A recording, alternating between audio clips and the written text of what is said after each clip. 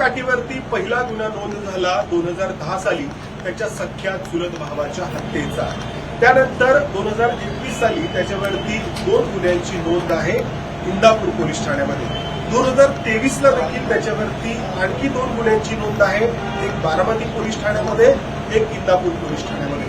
मात्र जेव्हा 3 जानेवारी 2025 ला या दीपक काठेला पुणे एअरपोर्टवरती अटक करण्यात आली, कारण त्याच्या बॅगमध्ये मॅगझीन आणि 28 जिवंत काडतूस आढळली। अटक तर झाली, मात्र त्यानंतर पोलिसांनी जेव्हा हे प्रकरण न्यायालयात गेलं तेव्हा जी माहिती दिली ती माहिती आता प्रवीण गायकवाडांनी एकत्रित केलेली आहे, कारण त्यांच्या बाबतीत जो प्रसंग घडला त्याचा आणि याचा काही संबंध आहे। दादा, काय माहिती? माझ्याकडे त्यांचं बेल वॉरंट आहे।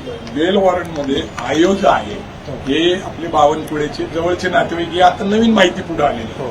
तर न्यायालयामध्ये त्यांनी काय सांगितलं की दीपक काठेवर कोणत्याही प्रकारचे गुन्हेगारी पार्श्वभूमी नाही, म्हणजे पार्श्वभूमी गुन्हेगारी नसल्यामुळं, आणि त्यांच्याकडे म्हणजे बेल ऍक्ट ज्याला म्हणतो आपण त्याच्याप्रमाणे क्लिअर कॅप आहे की under section 3 of arm act, हे इथं त्या बेलमध्येच आहे।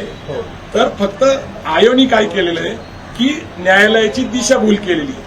आर्म ऍक्ट प्रमाणे त्याला कमीत कमी 10 वर्षाची शिक्षा झाली पाहिजे सेक्शन 3 प्रमाणे, परंतु संबंधित तपास अधिकारी आयोग आपल्या कर्तव्यात कचुराई केलेली आहे। न्यायालयासमोर दीपक काठे गंभीर गुन्हेगाराची पार्श्वभूमी आणली असती तर कदाचित त्यांना बेल मिळाला नसता। त्यांना बेल मिळाल्यानंतर त्यांनी संभाजी ब्रिगेडच्या विरोधामध्ये छत्रपती संभाजी ब्रिगेड करावा असा आग्रह धरला। आमची 2 वेळा चर्चा झालेली आहे, परंतु चर्चेमध्ये मी त्यांना समाधानकारक उत्तर दिले।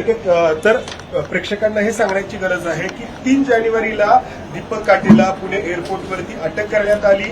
एअरपोर्ट अथॉरिटीनी अटक करून त्याचा ताबा हा विमानतळ पोलीस ठाण्यामध्ये दिला।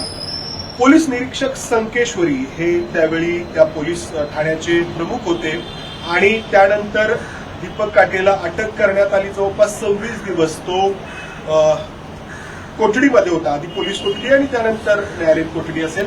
मात्र जेव्हा त्याच्या जामीन अर्जावरती सुनावणी होण्याची वेळ आली तेव्हा पोलिसांनी दिलेली ही माहिती आहे की त्याच्यावरती कोणताही गुन्हा नाहीये, आणि आपण सांगतो की त्याच्या आधी इतके सगळे गुन्हे आहेत, म्हणजे 2010च्या हत्येच्या प्रकरणातून मुंबई उच्च न्यायालयातून त्याची निर्दोष मुक्तता झाली आहे, खरं आहे। मात्र त्यानंतर देखील त्याच्यावरती आणखी किमान 4 गंभीर असे गुन्हे आहेत, याची माहिती देण्यात आली आहे। हे जाणीवपूर्वक झालं असं जाणीवपूर्वक झालेले, त्यांना बेलवर सोडलं। त्याच्यानंतर त्यांनी संभाजी ब्रिगेड बरोबर एक संघर्ष उभा केला। त्यांची कुठली संघटना आहे, शिवधर्म हे नाव जन्माला घातलं, हे तेव्हापासून सुरू झालं। त्याच्यानंतर तुमच्यावरती जो हल्ला झाला त्याच्यानंतर याची ही पार्श्वभूमी आहे। हा, त्यांचा आमचा तसा काही संबंध नाहीये। त्यांना एक शिवधर्म फाउंडेशन किंवा प्रतिष्ठान नावाची संघटना काढायला लावली, ही कुठेही नोंदणी नाहीये। शिवधर्म हे संभाजी ब्रिगेड मराठा सेवा संघाने काढलेलं धर्माचं नाव आहे। हे शिवधर्म आणि संभाजी ब्रिगेड हा संघर्ष उभा राहिलाय आपापसात। दीपक काठे मराठा, मी मराठा, आपापसात। परंतु याच्या मागं जी षडयंत्र आहे, जे मास्टर माइंड आहे, ते बावनकुळे आहे। त्यांनी याला सोडवलं कारण आयोग त्यांचा नातेवाईक। पोलिसांनी चुकीची माहिती दिली, आणि चुकीची माहिती दिलेली आहे, ती आता बेलवर आहे, आणि बेलवर नंतर ते माझा हत्येचा प्रयत्न करतात। हत्येची पार्श्वभूमी असलेला गुन्हेगार असलेल्या माणसाला बेल दिली जाते आणि जबाबदारी दिली जाते। जबाबदारी द्या, ते कृती पार पाडण्यासाठी अक्कलकोटला येतात, हा माझा स्वतःचा अनुभव आहे।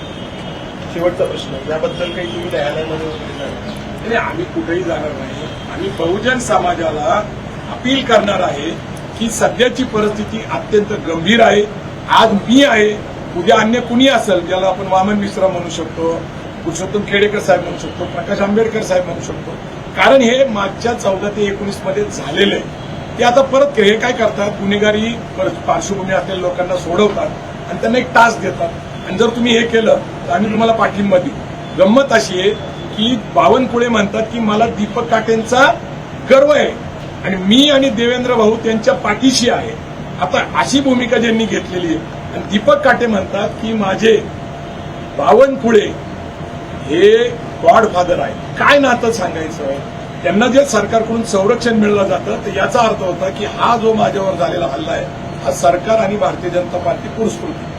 तर खूप गंभीर आरोप प्रवीण गायकवाड यांच्याकडून करण्यात आलेला आहे की दीपक काठेला मुळात बेल मिळावी यासाठी पुणे पोलिसांनी खोटी माहिती दिल्याचा. कॅमेरामॅन राजेश बिडकर सह मंदार गुंजारी, एबीपी माझा. एबीपी माझा, उघडा डोळे बघा नीट.